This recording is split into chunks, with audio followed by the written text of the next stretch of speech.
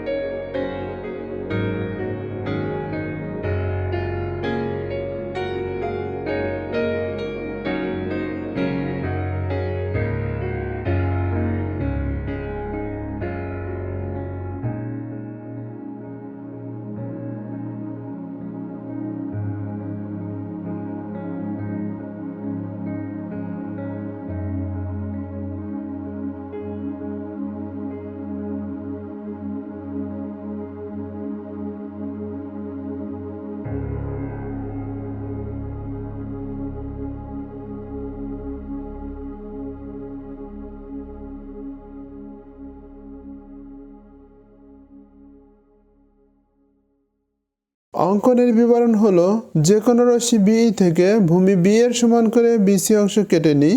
BC রেখা অংশের B বিন্দুতে কোণ এক্স এর সমান করে কোণ সি বি এফ আঁকি। বিএফ রশ্মি থেকে এ এর সমান করে বিডি অংশ কাটি, সিডি যোগ করি। সিডি রেখা অংশের সি বিন্দুতে কোণ বিডিসি এর সমান করে কোণ ডিসিজি আঁকি। সিজি রশ্মি বিডি কে এ বিন্দুতে ছেদ করে, তাহলে এবিসিই উদ্দিষ্ট ত্রিভুজ।